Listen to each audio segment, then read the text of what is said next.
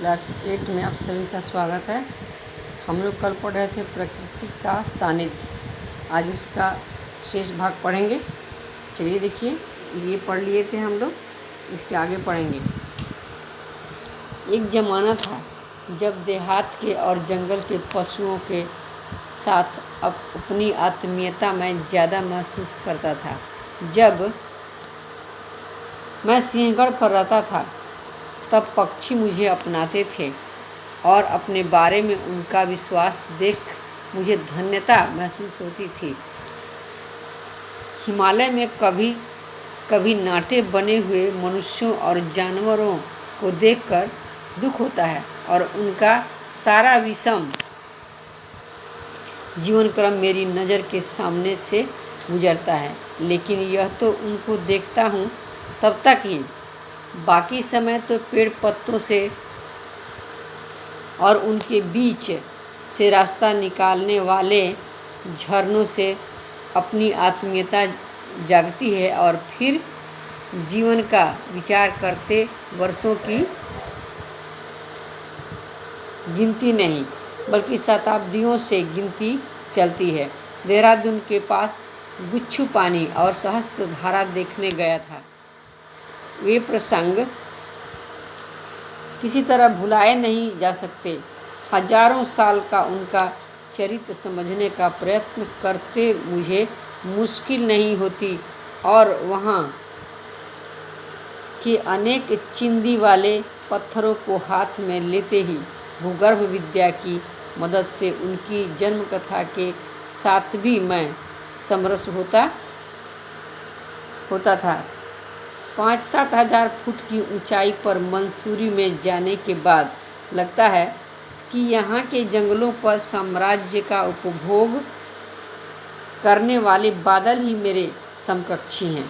कभी कभी एकाध पक्षी को एक पहाड़ से दूसरे पहाड़ तक की घाटी लांघ कर जाते हुए देख मुझे भी लगा है कि पक्षी होकर नहीं लेकिन बादल होकर इन शिखरों के बीच में व्योम विहार जरूर करें।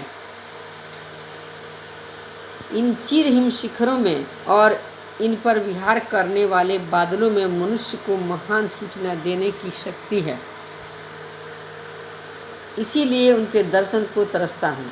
ये बादल देखते ही देखते अपना आकार, अपना स्वरूप और अपना गठन भी बदलते रहते हैं। बादल आगे पीछे, ऊपर नीचे, दसों दिशाओं में दौड़ते हैं, फूलते हैं और पिघल जाते हैं। क्षण में सफ़ेद, क्षण में श्याम और क्षण में वर्णविहीन। ये बादल कहते हैं परिवर्तन से न कुलाना हमारा व्रत है। परिवर्तन का आनंद लेना और बाद में उससे परे होना ही हमारी जीवन साधना है। यह कहते कहते ये बादल बारिश बन गए और उन्होंने हमें नख शिखांत भिगो दिया, यानी सिर से पैर तक बादलों ने भिगो दिया। इसके कुछ प्रश्न हैं, आप प्रश्न बनाइएगा। जैसे देखिए, थोड़ा सा बता देते हैं। लेखक के अनुसार हम प्रकृति से क्यों बिछुड़ गए हैं? शहरी जीवन के तड़क भड़क के कारण। यहाँ पर है ना, देखिए, शहरी जीवन और कृत्रिम दुनिया खड़ी करके हम प्रकृति से बिछुड़ गए हैं, यानी करने के कारण। इसको बदल के लिखेंगे, शहरी जीवन और कृत्रिम यानी बनावटी दुनिया बनाने के कारण हम प्रकृति से बिछड़ गए हैं, ऐसे हम लिख सकते हैं। मानवता के ऊंचे ऊंचे आदर्श पशु पक्षी क्यों नहीं जानते? क्योंकि मनुष्यों के बारे में पशु पक्षी का अनुभव बड़ा कड़वा है। वे मनुष्यों को अपना क्या समझते हैं?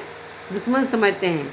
उन्हें पता है मनुष्य पेड़ पौधों की कटाई करके उनके आश्रय को नुकसान पहुंचाया है, उन्हें बेघर किया है। हिमालय के मनुष्यों और जानवरों को देख लेखक को दुख क्यों होता है?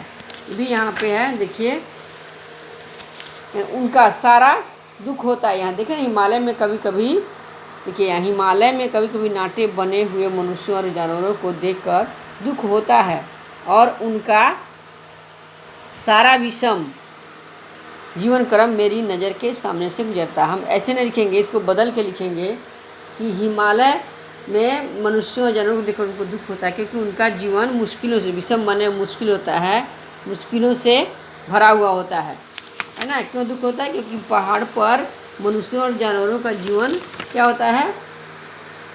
विषम यानी मुश्किल भरा होता है। मानवता के हिमालय के मनुष्यों और जानवरों को देखकर लेखक को दुख होता है, क्योंकि उनका जीवन मुश्किलों से भरा होता है। ठीक है, छोटा छोटा ही लिखिए, ज़्यादा बड़ा आंसर की ज़रूरत नहीं है।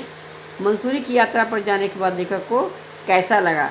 मंसूरी की यात्रा पर जाने के बाद लेखक को अच्छा लगा। उन्होंने देखा कि बादल ही पहाड़ों पर बादल ही उनके समकक्ष यानी बराबर दिखाई देते हैं। उन्हें ऐसा लग रहा था कि पक्षी बनकर नहीं, लेकिन बादल बनकर वे उन शिखरों पर यानी चोटियों पर घूमे, विहार करें यानी आकाश में घूमे। किसी पहाड़ के शिखर पर खड़ा होने पर लेखक को कैसा लगता है? पहाड़ के शिखर पर खड़ा होने पर लेखक को बादल काफ़ी नज़दीक से दिखाई देते हैं, और वे ऐसा उन्हें लगता है, वे समझते हैं कि बादल हर पल बदलते रहते हैं, बदलना ही उनका जीवन है, बदलाव से वे घबराते नहीं हैं। अतः मनुष्य को भी बादलों से शिक्षा लेनी चाहिए, परिवर्तन से घबराना नहीं चाहिए। धन्यवाद। और भी आप प्रश्न उत्तर बनाइएगा, बहुत सारा है। ये लेसन हम लोग का पूरा हो गया। आप खुद से सारा प्रश्न इसी में है, ढूंढ ढूंढ कर खोज के आप बना लीजिएगा।